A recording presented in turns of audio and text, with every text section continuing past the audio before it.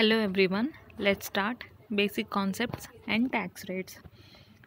First category వచ్చేసరికి individual, HUF, AOP, BOI and artificial judicial persons. And age limit వచ్చేసరికి up to 59 years అనమాట. వీళ్ళకి వచ్చేసరికి ఏంటంటే ఫస్ట్ బేసిక్ ఎగ్జామ్షన్ లిమిట్ వచ్చేసరికి 2,50,000. సో 2,50,000కి nil tax rate and above 2 lakhs to up to 5 lakhs అయితే కనుక 5%, and above 5 lakhs to 10 lakhs అయితే కనుక 20%, అండ్ అబోవ్ 10 lakhs అయితే కనుక 30% of the tax rate is applicable. So in case of age limit up to 59 years ఉంటే కనుక basic exemption limit వచ్చేసరికి 2,50,000 and above 2 lakhs to up to 5 lakhs అయితే కనుక 5%, and above 5 lakhs up to 10 lakhs అయితే కనుక 20%, and above 10 lakhs అయితే కనుక 30% of the tax rate is applicable. Second category senior citizens. Senior citizens అంటే age limit వచ్చేసరికి 60 plus and up to 79 years అనమాట. వీళ్ళకి ఏంటంటే బేసిక్ ఎగ్జామ్షన్ లిమిట్ వచ్చేసరికి 3 lakhs, తర్వాత అబోవ్ 3 lakhs టు 5 lakhs వచ్చేసరికి 5%, and above 5 lakhs up to 10 lakhs అయితే కనుక 20%, అండ్ అబోవ్ 10 lakhs అయితే కనుక 30% of the tax rate is applicable. Where as in case of senior citizens అయితే కనుక ఏజ్ లిమిట్ వచ్చేసరికి 80 అండ్ 80+ అనమాట. వాళ్ళకైతే కనుక 5 lakhs వరకు బేసిక్ ఎగ్జామ్షన్ లిమిట్, తర్వాత above 5 lakhs and up to 10 lakhs అయితే కనుక 20%, అండ్ అబోవ్ 10 lakhs అయితే కనుక 30% of the tax rate is applicable. తర్వాత రిబేట్ అండర్ సెక్షన్ 87A ఎప్పుడు వస్తుందండి? అసలు రిబేట్ ఎప్పుడు వస్తుంది అంటే ఫస్ట్ ఆ ఎస్ఎస్సి యొక్క టోటల్ ఇన్కమ్ వచ్చేసరికి లెస్ దెన్ 5 lakhs అయి ఉండాలి. తర్వాత ఆ ఇన్కమ్ వచ్చేసరికి capital gains which is taxable under section 112A కింద కవర్ అయ్యి ఉండకూడదు. ఎందుకు ఓన్లీ పర్టికులర్ సెక్షన్ మాత్రమే ఇచ్చాడు అంటే ఆల్రెడీ బెనిఫిట్ ఇచ్చాడు. 1 lakh వరకు ట్యాక్సబుల్ అవ్వదు. ఇన్ ఎక్సెస్ ఆఫ్ 1 lakh అయితే కనుక only 10% of the tax rate మాత్రమే లెవీ అవుతుంది. కాబట్టి సో ఈ క్యాపిటల్ గెయిన్స్ అనేది ఈ రిబేట్ కేటగిరీ కింద కవర్ అవ్వదు. తర్వాత even though the assessees follows the concessional rate of the tax under section 115 BAC కింద ఉన్నా కూడా రిబేట్ అనే కాన్సెప్ట్ అనేది వస్తుంది. తర్వాత రిబేట్ అనేది ఎప్పుడు క్యాలిక్యులేట్ చేస్తాము అంటే before adding health and education cess 4% ఉంది కదా, అది యాడ్ చేసే బిఫోర్ మనం కన్స్ట్రక్ట్ చేస్తామన్నమాట రిబేట్ అనేది. తర్వాత అసలు రిబేట్ అమౌంట్ ఎంత వస్తుందంటే 12,500 or the tax amount which ever is lower.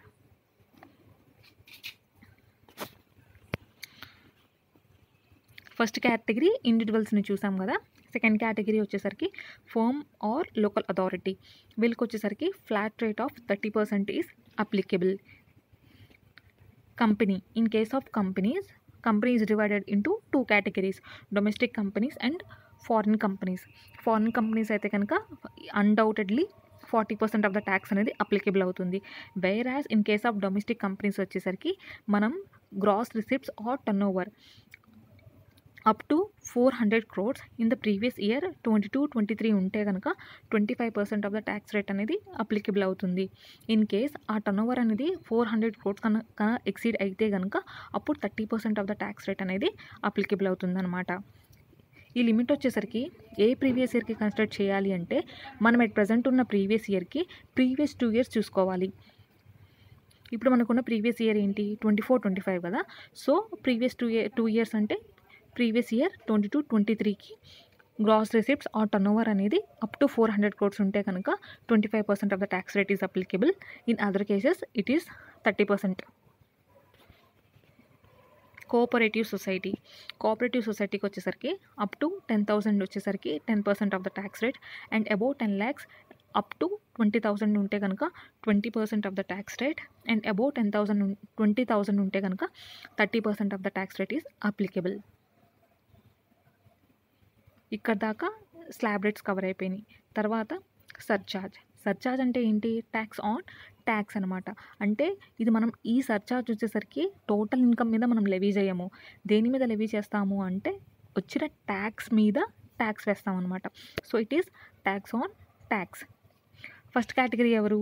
Individuals, HUF, AOP, BOI artificial judicial persons ఉంటే కనుక అప్పుడు వాళ్ళ total income up to 50 lakhs ఉంటే కనుక it is surcharge is nil. Above 50 lakhs and up to 1 crore ఉంటే కనుక 10% of tax అనమాట. అంటే ట్యాక్స్ మీద 10% వేస్తామన్నమాట సర్చార్జ్ అనేది. తర్వాత above 1 crore and up to 2 crores ఉంటే కనుక 15% of the tax rate is applicable. And above 2 crores and up to 5 crores ఉంటే కనుక 25% ఆఫ్ ద ట్యాక్స్. తర్వాత అబోవ్ 5 crores ఉంటే కనుక 30% of the tax is applicable. So 50 lakhs వరకు వచ్చేసరికి నిల్ అనమాట సర్చార్జ్ అనేది. తర్వాత 50 to 1 crore అయితే కనుక 10% అండ్ 1 to 2 crores అయితే కనుక 15%. First above 50 lakhs and up to 1 crore అయితే కనుక 10% ఆఫ్ ద ట్యాక్స్ అనమాట. తర్వాత above 1 crore and up to 2 crores ఉంటే కనుక 15% ఆఫ్ ద ట్యాక్స్. తర్వాత 2 to 5 crores ఉంటే కనుక 25%. తర్వాత అబోవ్ 5 crores ఉంటే కనుక 37% సర్చార్జ్ రేట్ అనేది అప్లికబుల్ అవుతుందన్నమాట. Where as 25 and 30% of the ఈ రేట్ ఏదైతే ఉందో it is not applicable to four things అనమాట. 4 ఇన్కమ్స్కి. ఏంటది? Short term capital gain which is taxable under section 111A, 111A, long term capital gains which are taxable under section 112A as well as 112. తర్వాత dividend income అనమాట. So 4 incomes ఏంటి అంటే short term capital gain which is taxable under 111A, long term capital gains which is taxable under section 112A as well as 112. తర్వాత dividend income. వీటికి 25% and 30% of the tax అనేది applicable అవ్వదు. Irrespective of the total income of the SSC డిఫాల్ట్గా 15% of the tax rate అనేది levy చేస్తాము. తర్వాత if the total income of the SSC exceeds 2 crores or 5 crores due to the capital gains and dividend income then the surcharge rate of the tax and on the other income will be. అంటే ఏమంటున్నాడు వీడు? Total income వచ్చేసరికి either 2 crores or 5 crores అనేది exceed అవుతుంది just because of capital gains and dividend income వల్ల అయితే కనుక అప్పుడు సర్చార్జ్ ఆన్ అదర్ ఇన్కమ్ ఎలా లెవీ చేస్తారు అంటే ఎగ్జాంపుల్స్ చూద్దాం. ఫస్ట్ టోటల్ ఇన్కమ్ వచ్చేసరికి 2.6 crores ఉంది. దాంట్లో డివిడెంట్ అండ్ క్యాపిటల్ గెయిన్ వచ్చేసరికి 2.2 crores ఉంది. అండ్ అదర్ ఇన్కమ్ వచ్చేసరికి 40 lakhs ఉందన్నమాట. అయితే ఇన్కమ్ ట్యాక్స్ యాక్ట్ ఏం చెప్తుందంటే other income up to 2 crores వరకు 15% లెవీ చేయండి. And capital gains and dividend income మీద డిఫాల్ట్గా irrespective of the total income of the SSC 15% అనేది వేయండి అని చెప్తుంది. సో ఇక్కడ క్యాపిటల్ గెయిన్స్ ఎంత అమౌంట్ ఉన్నా కూడా డిఫాల్ట్గా సర్చార్జ్ వచ్చేసరికి 15% అనమాట. 15% ఎంత ఉన్నా కూడా 15% అనేది లెవీ చేస్తాం. తర్వాత బ్యాలెన్స్ అదర్ ఇన్కమ్ వచ్చేసరికి 40 lakhs ఉంది. 40 lakhs ఉంది కాబట్టి అప్ టు 2 crores వచ్చేసరికి 15% లెవీ చేస్తాము. తర్వాత ఇప్పుడు అదర్ ఇన్కమ్ చూడండి 2.5 crores ఉంది. It has exceeded 2%. 2 crores 2 to 5 crores category కింద కవర్ అయింది కాబట్టి 25% అనమాట. తర్వాత 4 crores అంటే 2 to 5 crores కేటగిరీ కింద కవర్ అయింది కాబట్టి 25% అనమాట. తర్వాత 6 crores అంటే ఇట్ హ్యాస్ ఎక్సీడెడ్ 5 crores కాబట్టి 37% of the tax rate is levied. అర్థమైందా? సో మనకి ఏంటంటే first thing irrespective of the total income of the assessees dividend income and capital gains మీద capital gains whether it could be short term capital gain or long term capital gains అనమాట. డిఫాల్ట్గా 15% of the tax rate అనేది levy చేస్తాం. Whereas other income వచ్చేసరికి up to 2 crores వరకు మనం 15% of the tax rate levy చేస్తాము. And in excess of 2 crores up to 5 crores ఉంటే కనుక 25% అండ్ అబోవ్ 5 crores ఉంటే కనుక 37% of the tax rate is levied. ఇప్పుడు surcharge in case of firm or local authorities ఉంటే కనుక if the total income is up to 1 crore ఉంటే కనుక నిల్ and above 1 crore ఉంటే కనుక 12% of the tax rate is levied. Where in case of company and cooperative society ఉంటే కనుక first first మనం అర్థం చేసుకోవాల్సింది ఏంటి అంటే, ఫారిన్ కంపెనీ మీద first 40% of the tax rate వేశాడు. డొమెస్టిక్ కంపెనీ మీద ఎంత 25% and 30% depending upon the gross receipts. అయితే ఆల్రెడీ 40% ఆఫ్ ద ట్యాక్స్ అనేది హెవీగా వేశాడు కంపేర్ టు డొమెస్టిక్ కంపెనీస్ అనమాట. సో సర్చార్జ్ ఏమవుతుందంటే కంపారిటివ్గా లెస్ ఉంటుంది. 2% అండ్ 5% ఉంటుంది. అప్ టు 1 crore ఉంటే కనుక నిల్ అనమాట. అండ్ అబోవ్ 1 crore ఉంటే కనుక 2% of the surcharge. And above 10 crores ఉంటే కనుక 5% of the surcharge is applicable in case of foreign companies. Whereas coming to domestic companies అయితే కనుక అప్ టు 1 crore ఉంటే కనుక నిల్, అండ్ అబోవ్ 1 crore ఉంటే కనుక 7%, అండ్ అబోవ్ 10 crores ఉంటే కనుక 12% లెవీ చేస్తాం అనమాట. సో 2, 5, 7 అండ్ 12 అనమాట.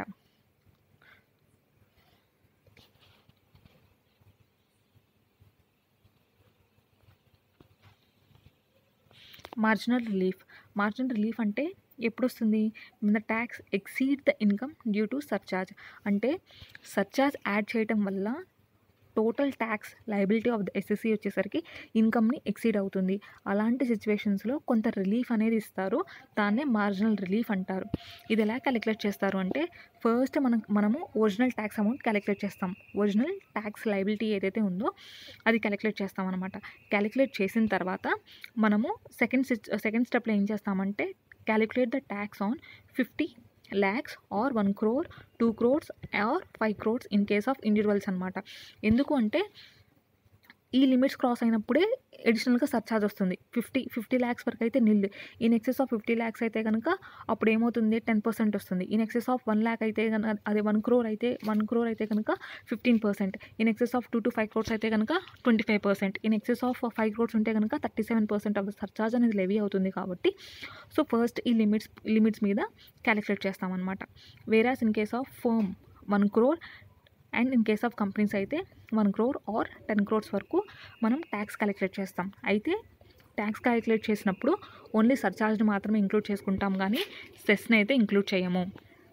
తర్వాత ఏమవుతుంది? స్టెప్ 3లో tax to be paid calculate చేస్తాం. అంటే ఏంటి? స్టెప్ 2లో ఏదైతే మనము ట్యాక్స్ క్యాలిక్యులేట్ చేసామో దానిపైన ఎక్స్ట్రా ఇన్కమ్ యాడ్ చేస్తాం. అంటే ఏంటి? ఇప్పుడు సర్చార్జ్ మన మీద లెవీ అవడానికి ఓన్లీ రీజన్ ఏంటి? ఈ 50 lakhs వరకు మనకి సర్చార్జ్ అనేది లెవీ అవ్వట్లేదు, కానీ 1 lakh అవ్వటం వల్ల, అంటే just because of that extra 1 lakh వల్ల మనకి సర్చార్జ్ అనే బర్డెన్ యాడ్ అవుతుంది. కాబట్టి ఆ ఎక్స్ట్రా ఇన్కమ్ని ఇక్కడ కన్సిడర్ చేస్తామన్నమాట. So step 2 plus extra income which is tax to be paid అనమాట. అప్పుడు ఫోర్త్ స్టెప్ వచ్చేసరికి step 1 minus step 2, step 3 which is original tax minus tax to be paid. Difference చూస్తే కనుక మనకి మార్జినల్ రిలీఫ్ వస్తుంది. So ఇది entire process వచ్చేసరికి సమ్ని solve చేస్తే మనకు అర్థమవుతుంది. ఫస్ట్ ఏంటి? ఒరిజినల్ ట్యాక్స్ లయబిలిటీ కనుక్కున్న తర్వాత 50 lakhs, 1 crore or 2 crores, 5 crores limits అనమాట. ఈ లిమిట్స్ని బేస్ చేసుకొని దాని మీద ట్యాక్స్ వేస్తాం. వేసిన తర్వాత ఏమవుతుంది? స్టెప్ 3లో tax to be paid calculate చేస్తాం. అది ఎలా వస్తుంది? స్టెప్ 2లో క్యాలిక్యులేషన్ చేసిన tax liability plus extra income అనమాట. ఈ ఎక్స్ట్రా ఇన్కమ్ వల్ల మనం సర్చార్జ్ అనే స్లాబ్లో పడుతున్నాం కదా, ఆ ఎక్స్ట్రా ఇన్కమ్ని యాడ్ చేసుకుంటాం అనమాట. సో ఫోర్త్ స్టెప్ వచ్చేసరికి original tax minus tax to be paid. Example ఏంటి? డొమెస్టిక్ కంపెనీ ఉంది. ఆ డొమెస్టిక్ కంపెనీ యొక్క turn over in the previous year 22-23 వచ్చేసరికి 405 crores అనమాట. సో 400 crores ఎక్సీడ్ అయింది కాబట్టి 30% of the tax rate is applicable. ఇప్పుడు టోటల్ ఇన్కమ్ ఎంత వచ్చింది? 10 crores 1 lakh అనమాట. ఇక్కడ ఈ 10 crores వరకు కేటగిరీ కింద మనం కవర్ అయి ఉంటే కనుక డొమెస్టిక్ కంపెనీ కాబట్టి అప్పుడు up to 1 crore nil, and above 1 crore ఉంటే కనుక 7%, అండ్ అబోవ్ 10 crores ఉంటే కనుక 12% ఆఫ్ ద సర్చార్జ్ అనేది పడేది. అయితే ఓన్లీ 10 crores అనే కేటగిరీ కింద కవర్ అయి ఉంటే కనుక 7% పడేది. కానీ ఇప్పుడు ఈ ఎక్సెస్ ఆఫ్ 1 lakh ఏదైతే ఇన్కమ్ ఎర్న్ చేసామో, ఈ ఎక్సెస్ ఆఫ్ 1 lakh ఎర్న్ చేయడం వల్ల 12% ఆఫ్ ద స్లాబ్ రేట్ కింద మనం పడుతున్నాం, సర్చార్జ్ కింద పడుతున్నాం. సో ఏం చేస్తాం ఇప్పుడు? ఫస్ట్ ట్యాక్స్ ఒరిజినల్ లయబిలిటీ కనుక్కుంటాం అనమాట. అది ఎలా కనుక్కుంటాము? 30% ఆన్ 10 crores 1 lakh. దాని మీద సర్చార్జ్ వచ్చేసరికి 12% category, because the total income is more than 10 crores. కాబట్టి 12% ఆఫ్ ద సర్చార్జ్ అనేది అప్లికబుల్ అవుతుంది. దీనివల్ల మనకేమవుతుందంటే ఒరిజినల్ ట్యాక్స్ లయబిలిటీ క్యాలిక్యులేట్ చేస్తామన్నమాట స్టెప్ 1లో. స్టెప్ 2లో ఏం చేస్తున్నాము, ఫస్ట్ మనకు స్లాబ్ ఏంటి, అప్లికబుల్ స్లాబ్ ఏంటి, 10 crores అనమాట. 10 crores మీద 30% క్యాలిక్యులేట్ చేస్తాము. అయితే ఇక total income of the SSC has exceeded 1 crore కాబట్టి 7% ఆఫ్ ద సర్చార్జ్ అనేది అప్లికబుల్ అవుతుంది. ఇది మనం ఎప్పుడు మర్చిపోతాము, ఇది ఫోకస్ చేయాలి. 12% స్లాబ్ రేట్లో పడకపోయిన వాడు 7% ఆఫ్ ద స్లాబ్ రేట్లో పడ్డాడు. ఎందుకు, తన టోటల్ ఇన్కమ్ అనేది 1 crore ఎక్సీడ్ అయింది కాబట్టి. సో 7% ఆఫ్ ద సర్చార్జ్ అనేది యాడ్ చేస్తాం అనమాట. యాడ్ చేస్తే తన ట్యాక్స్ లయబిలిటీ వస్తుంది. తర్వాత థర్డ్ పాయింట్లో వచ్చేసరికి ఏంటంటే tax to be paid calculate చేస్తాం. అంటే ఎలా వస్తుంది, స్టెప్ 2లో క్యాలిక్యులేట్ చేసిన tax liability plus extra income 1 lakh rupees add చేసుకుంటాము. ఇప్పుడు మార్జినల్ రిలీఫ్ వచ్చేసరికి స్టెప్ 1 మైనస్ స్టెప్ 2 చేసేస్తాం అనమాట. అంటే original tax liability minus of tax to be paid చేస్తే కనుక మార్జినల్ రిలీఫ్ వస్తుంది.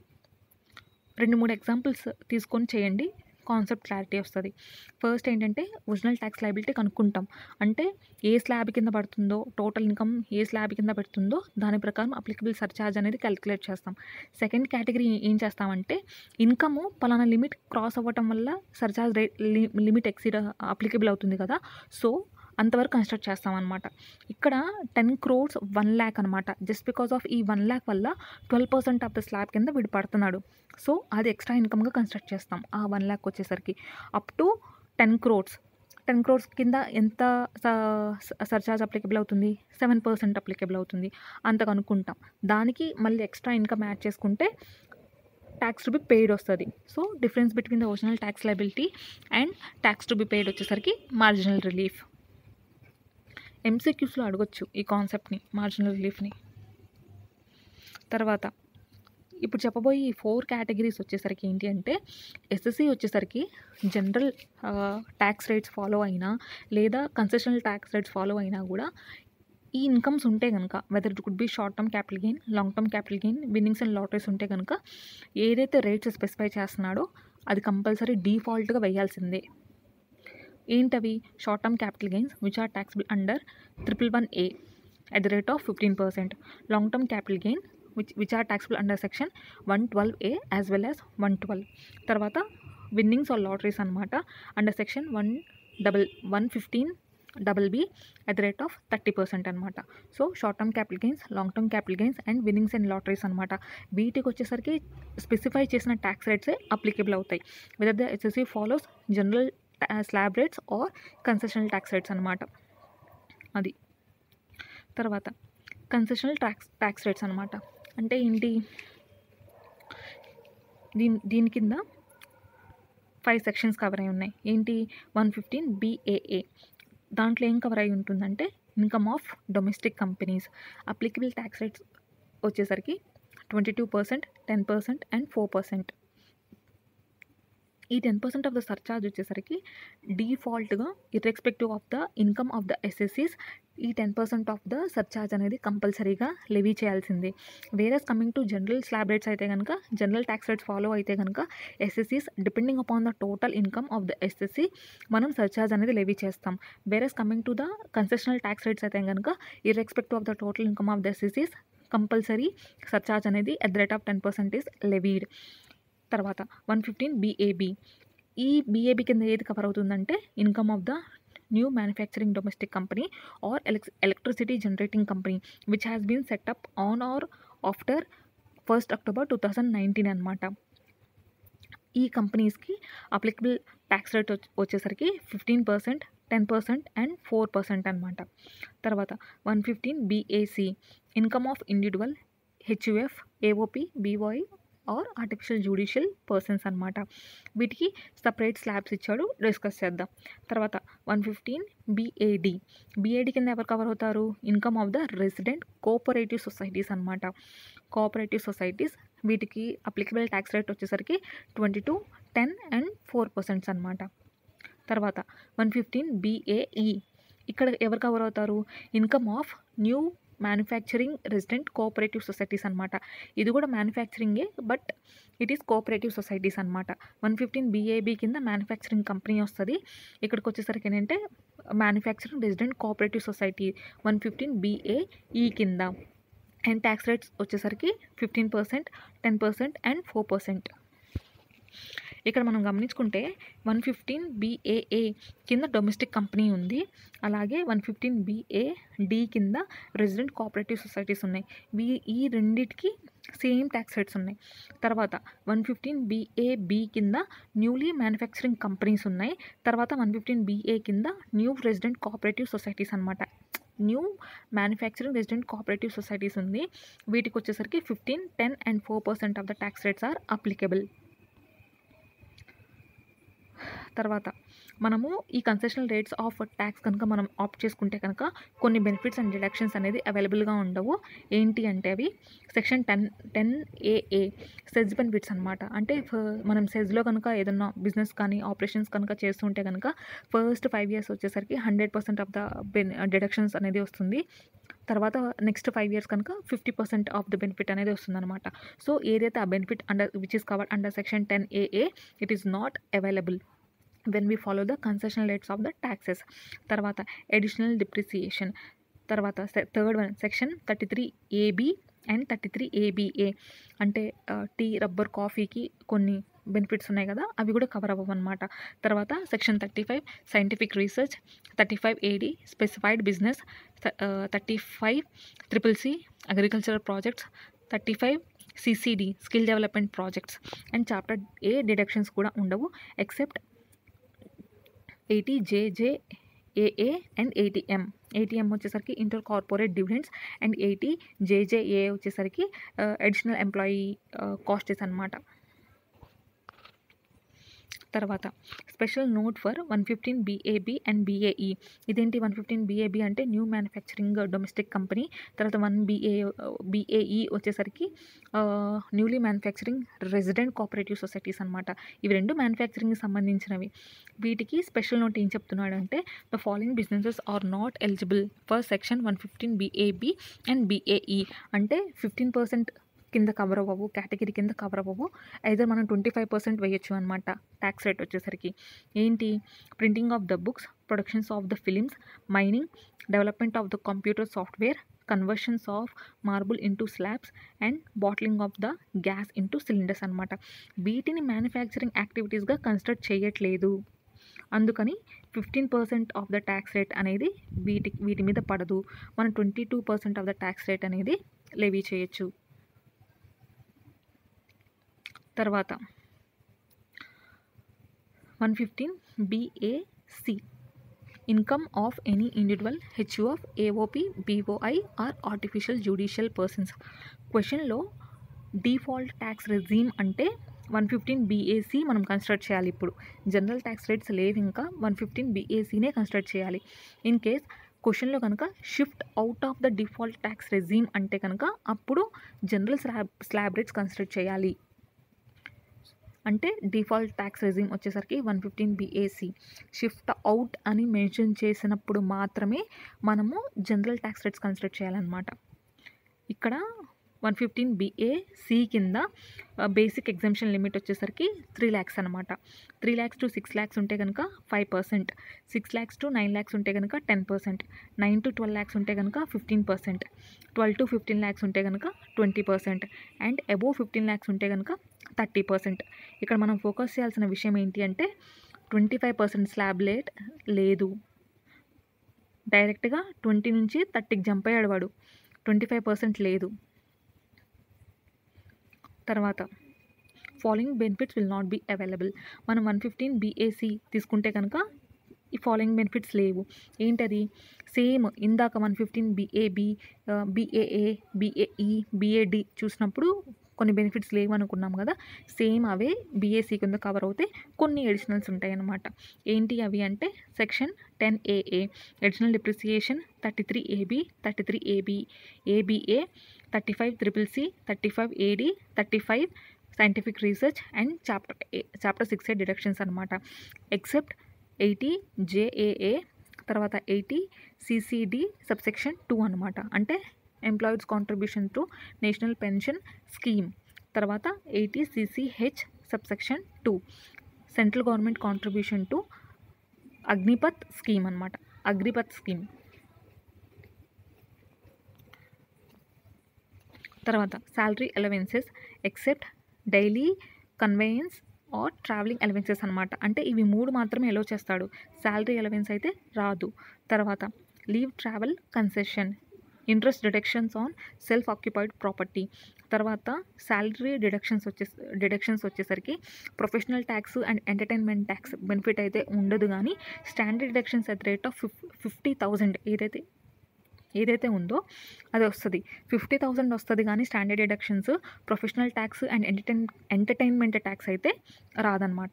సో శాలరీ రిలేటెడ్గా మనం 3 పాయింట్స్ ఏం చదువుకున్నాము అంటే లీవ్ ట్రావెల్ కన్సెషన్ అయితే రాదు, తర్వాత ప్రొఫెషనల్ అండ్ ఎంటర్టైన్మెంట్ ట్యాక్స్ అయితే రాదు, స్టాండర్డ్ డిడక్షన్స్ 50,000 అయితే వస్తుంది, తర్వాత శాలరీ అలవెన్స్ అయితే రాదు except daily travelling or conveyance allowances ఏవైతే ఉన్నాయో అవి మాత్రమే వస్తాయన్నమాట. తర్వాత రౌండింగ్ ఆఫ్ చేయాలి. కంపల్సరీగా రౌండ్ ఆఫ్ కూడా చాలా చాలా ఇంపార్టెంట్. రౌండ్ ఆఫ్ అనేది టోటల్ ఇన్కమ్ క్యాలిక్యులేట్ చేసినప్పుడు కూడా రౌండ్ ఆఫ్ చేయాలి. At the same time tax లయబిలిటీని కూడా రౌండ్ ఆఫ్ చేయాలి. ఇవి 2 రౌండ్ ఆఫ్ చేయాలన్నమాట. ఏంటంటే నియరెస్ట్ ఆఫ్ 10 రూపీస్కి మనం రౌండ్ ఆఫ్ చేస్తాం. ఎలా? లాస్ట్ డిజిట్ ఏదైతే ఉందో 1, 2, 3, 4 కనుక ఉంటే కనుక నియరెస్ట్ 10 రూపీస్ ఏమవుతుంది, లోవర్ తీసుకుంటాం అనమాట.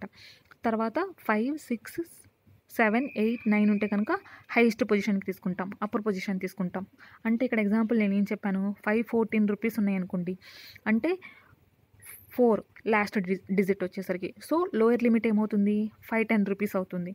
తర్వాత 516 రూపీస్ ఉంటే కనుక 6 అనేది లాస్ట్ డిజిట్ అనమాట. సో అప్పర్ లిమిట్ కన్స్ట్రక్ట్ చేస్తాం. అంటే ఏంటి, 520 రూపీస్ అనమాట.